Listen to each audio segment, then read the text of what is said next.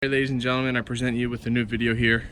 This is my Corvette. I've had it for about 3.5 years. I haven't fixed a single thing on it other than maintenance, you know, tires and oil and shit like that.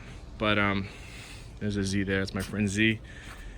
And I recently had a problem is that I would try to start the car and it would either go tack, tack, tack, tack, tack, as if the battery was dead, or it would be sluggish, or it would just turn on normal and it wouldn't charge, or the car would just be normal altogether.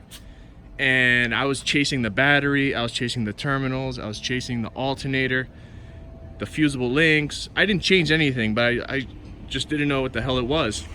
And did some research, and we got people screaming from the street. So this was the problem. I looked it up. And right, looks like a normal starter, old as fuck. But this is the problem right here.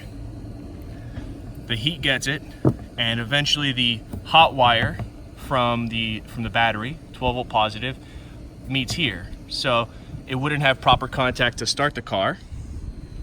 Also, the alternator meets here, so that's why it wouldn't charge sometimes. And it masked itself as dead battery and this and that, and I was chasing everything, trying to figure out what it was. And here it is. The other end is still on the car, attached to the hot wire. Obviously I disconnected the battery, but it's attached to the hot wire. So you just all you gotta do is this is the most simple thing to change. You unbolt the cat down here, two 15mm bolts.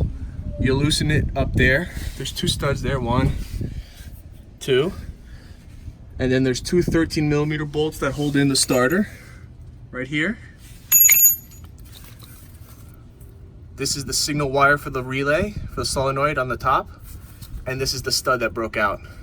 And what this has is this has battery and I believe the alternator. So this is supposed to be in the starter still, but as you can see it's not, and it's pretty obvious how it happens. See this bad boy right here, catalytic converter? He just melts that shit, and through stress it just cracks. There's also a 10mm bolt here for a cover, and just reassemble it. So there you have it, guys. Pretty simple. This shouldn't take more than an hour to do. I mean, you could just inspect shit while you're down here, but I really don't care. I just want to drive my car. Peace.